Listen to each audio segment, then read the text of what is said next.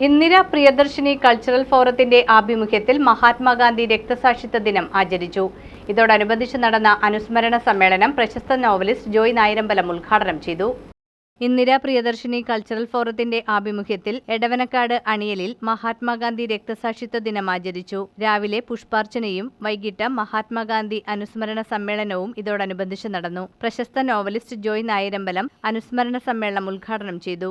വായിച്ചിന് പവറുണ്ട്, വായിച്ചിന് മണിയുണ്ട്, വായിച്ചിന് വിശ്രമുണ്ട് അവന്റെ തലച്ചോറില്. അതുകൊണ്ടാണല്ലോ ഈ പറയുന്ന ലോകത്ത് ഒടുങ്ങാത്ത സ്വാധീനമുള്ള ബ്രിട്ടീഷുകാര് 200 വർഷക്കാലം ഇന്ത്യയെ ഭരിച്ചത്, ഇന്ത്യയെ സ്വാധീനമാക്കിയത് അദ്ദേഹമാണ്. അവര് ഇതൊക്കെ ഗാന്ധിജി പിന്നീട് മനസ്സിലാക്കിയാണ്.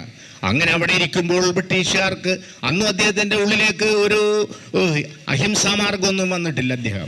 അദ്ദേഹം ഒരു സാധാരണ മനുഷ്യരായിരുന്നു, അറിയപ്പെടുന്ന വ്യക്തിയല്ല. പക്ഷെ നെഹ്റു ഒക്കെ അറിയപ്പെടുന്ന വ്യക്തിത്വങ്ങളായിരുന്നു.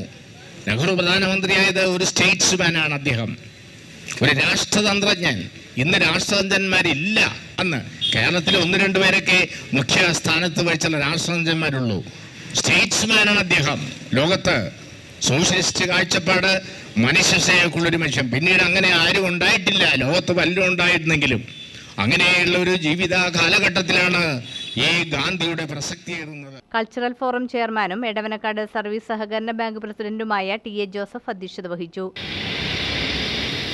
ലോകം തന്നെ വിസ്മയിച്ചു പോകുന്ന നടപടികളിലൂടെ ഉപ്പു സത്യാഗ്രഹം പോലെയുള്ള ബ്രിട്ടീഷ് സാമ്രാജ്യത്തോട് എങ്ങനെ പൊരുതാം എന്ന് കാണിച്ചു കൊടുത്ത ഒരു രാഷ്ട്രപിതാവാണ് ഇന്ത്യക്കുള്ളത്. ഒരേ സമയം തന്നെയാണ് വിയറ്റ്നാമും ഇന്ത്യയും ഈ സ്വാതന്ത്ര്യ സമര കാലഘട്ടം വിനിയോഗിച്ചത്. ഇന്ത്യ അഹിംസയിലൂടെ സ്വാതന്ത്ര്യം നേടിയെങ്കിൽ വിയറ്റ്നാം ഒളിപ്പോരിലാണ് സ്വാതന്ത്ര്യം നേടിയത്. വിയറ്റ്നാം സന്ദർശിക്കാനുള്ള അവസരങ്ങളൊക്കെ ഉണ്ടായപ്പോൾ ആ ഒളിപ്പോരിന്റെ എല്ലാ മുഖങ്ങളും കണ്ടവനാണ് ഞാൻ. ഗുഹകളിൽ കയറിയിരുന്ന് ഒളിപ്പോരാളികൾ യുദ്ധത്തിന്റെ മാതൃക കാണിച്ച യുദ്ധത്തിന്റെ തന്ത്രങ്ങൾ മെനയുമ്പോൾ ഈ മനുഷ്യൻ തൻ്റെ ജനങ്ങളെയും കൂട്ടി ബ്രിട്ടീഷ് സൂര്യൻ അസ്തമിക്കാത്ത ബ്രിട്ടീഷ് സാമ്രാജ്യത്തോട് പൊരുതി ഇന്ത്യക്ക് സ്വാതന്ത്ര്യം നേടിത്തന്നു. ഗ്രഹിച്ച പോലെ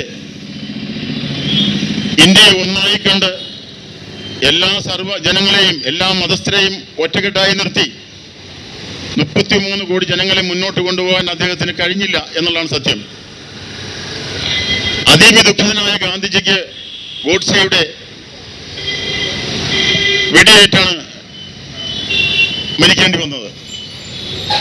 ആ ഗോഡ്സെയെ പോലും ആരാധിക്കുന്ന ഇന്നത്തെ രാഷ്ട്രീയ തത്വസംഹിത നാം കണ്ടുകൊണ്ടിരിക്കുകയാണ്. ഫോറം രക്ഷാധികാരി എ.കെ. സരസൻ, ഗ്രാമപഞ്ചായത്ത് ക്ഷേമകാര്യ standing committee chairman P B. Sabu, block panchayat member Treesa Cletus, panchayat മെമ്പർമാരായ ഇ.ആർ. ബിനോയ്, നഷീദ ഫൈസൽ, ദാസ് കോമത്ത്, പി.ജെ. നിഷിൽ, വേണു കണിയന്ത്ര, തോമസ് പീറ്റർ എന്നിവർ പ്രസംഗിച്ചു.